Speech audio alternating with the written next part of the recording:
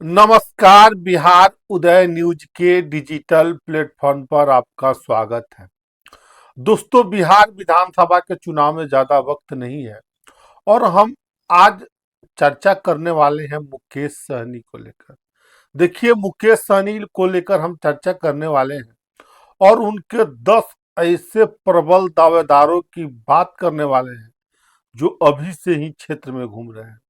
और देखिए, मुकेश सहनी की प्रबल दावेदारों की बात करने के साथ साथ 2020 के बिहार विधानसभा चुनाव में मुकेश सहनी को कितने सीटें मिली थी और कितने विधायक जीते थे, जीतने के बाद कहां शामिल हो गए थे और मुकेश सहनी की कौन कौन सी 11 सीटें मिली थी और कौन कौन से विधानसभा था, इस बारे में हम चर्चा करेंगे।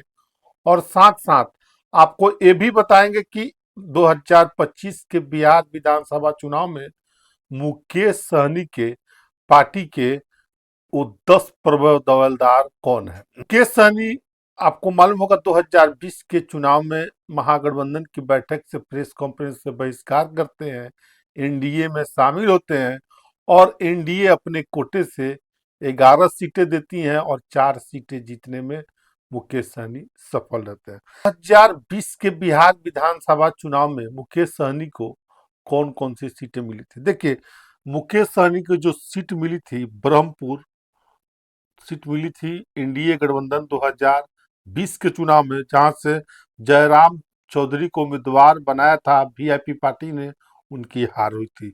सुमन महासेठ को मधुबनी से उम्मीदवार बनाया गया था, उनकी भी हार हुई थी।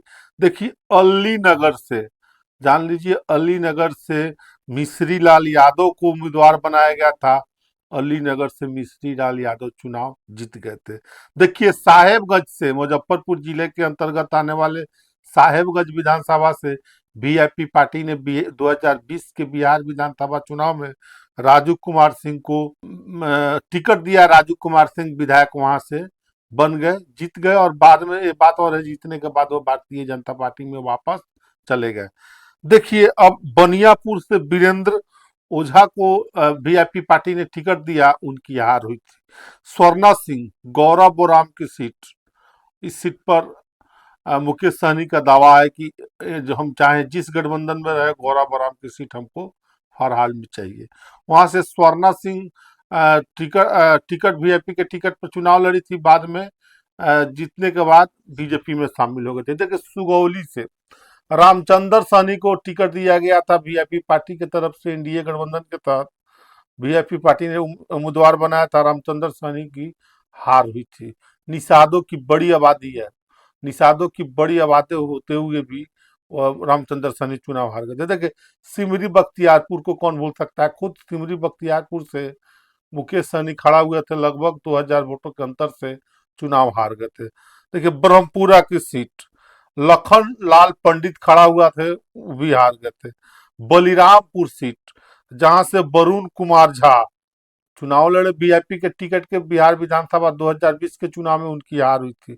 देखिए, बोचहा से मुसाफिर पासवान की जीत हुई और मुसाफिर पासवान की मृत्यु होने के बाद उनके बेटे ने चुनाव लड़ा। और देखिए, बीजेपी और वीआईपी पार्टी के जो हम 10 प्रबल दावेदारों की बात कर रहे हैं, देखिए, मुकेश सहनी वीआईपी पार्टी के सर्वोसर्वा है और मुकेश सहनी 2020 की चुनाव की हम चर्चा करें, 2025 की चुनाव में वीआईपी पार्टी 2025 के बिहार विधानसभा चुनाव में मुकेश सहनी के प्रबल वो दावेदार हैं 10, जो हर हाल में चुनाव लड़ेंगे, किसी भी कीमत पर लड़ेंगे। और जिस जिस मैं 10 दावेदारों की, प्रबल दावेदारों की बात कर रहा हूँ, वो हर हाल में चुनाव तो लड़ेंगे ही लड़ेंगे और क्षेत्र में घूमना, भ्रमण करना, जनसंपर्क शुरू कर दिया है। देखिए, पहला नाम आता है संतोष सुमन का। देखिए, संतोष सुमन हर हाल में चुनाव लड़ेंगे। सुमन, संतोष सहनी, संतोष सहनी कहिए, संतोष सुमन कहिए, संतोष सहनी लगभग अब जान जाइए वीआईपी पार्टी के कागज में राष्ट्रीय अध्यक्ष वही है। देखिए, गौरव बोराम सीट हर हाल में वीआईपी लेगी, चाहे एनडीए गठबंधन में रहे चाहे महागठबंधन में। देखिए, और बीके सिंह आरा सदर से वीआईपी के राष्ट्रीय उपाध्यक्ष हैं, हाल ही में शामिल हुए हैं, पूर्व आईपीएस रहे हैं। और देखिए आरा सदर सीट पर भी वीआईपी पार्टी की दावेदारी है और हर हाल में ये सीट वीआईपी पार्टी चाहती है। देखिए बाल गोविंद सिंह है, कोमीर क्षेत्र से आता है, चैनपुर विधानसभा से इनकी दावेदारी है। हर क्षेत्र में घूम रहे हैं, लोगों से जनसंपर्क कर रहे हैं और कह रहे हैं कि हमको मुकेश सहनी का आशीर्वाद मिल गया है, हम हर हाल में चुनाव चैनपुर विधानसभा से लड़ेंगे। देखिए अब हम बात करते हैं संजीव मिश्रा, छातापुर से हैं और संजय मिश्रा की टीम ने अभी से ही वहां काम करना शुरू कर दिया है और हर हाल में Sanjeev Mishra VIP party seat पर चुनाव लड़ेंगी और लड़ेगी वीआईपी। और साथ साथ आपको ये बता दें कि यहाँ से बीजेपी के वर्तमान में विधायक नीरज सिंह बबलू है और नीरज सिंह बबलू अ, फिलहाल वो बिहार सरकार में मंत्री है, पंचायती राज विभाग के, माफ करिएगा पीएचडी मंत्री है। दूसरी तरफ वीआईपी के राष्ट्रीय प्रवक्ता है आनंद मधुकर की पत्नी श्रीति आनंद की भी चर्चा है फतुहा विधानसभा से। ये देखने वाली बात होगी कि फतुहा विधानसभा आरजेडी की सिटिंग सीट है, झटकने में वीआईपी कामयाब होती है कि नहीं होती है।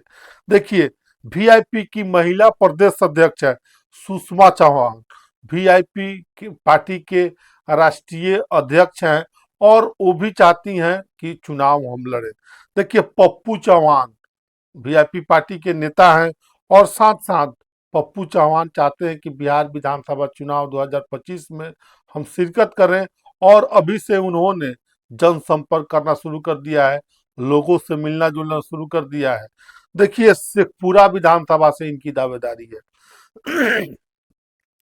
देखिए एक और नाम है नरुल हुदा, पूर्व आईजी रहे हैं और वीआईपी से दावेदारी कर रहे हैं आने वाले बिहार विधानसभा चुनाव 2025 के चुनाव में कि वो हर हाल में चुनाव लड़ेंगे। देखिए तो अभी हम वीआईपी पार्टी के 10 ऐसे प्रबल दावेदारों के बारे में चर्चा कर रहे थे और आपको बता रहे थे कि आने वाले विधानसभा 2025 के चुनाव में ये 10 उम्मीदवार हर हाल में चुनाव वीआईपी पार्टी के सिंबल पर लड़ते हुए चुनाव दिख सकते हैं। बाकी आप क्या सोचते हैं इस वीडियो के बारे में, कमेंट सेक्शन खुला है, कमेंट करके जरूर बताइएगा। आप सभी का बहुत बहुत धन्यवाद।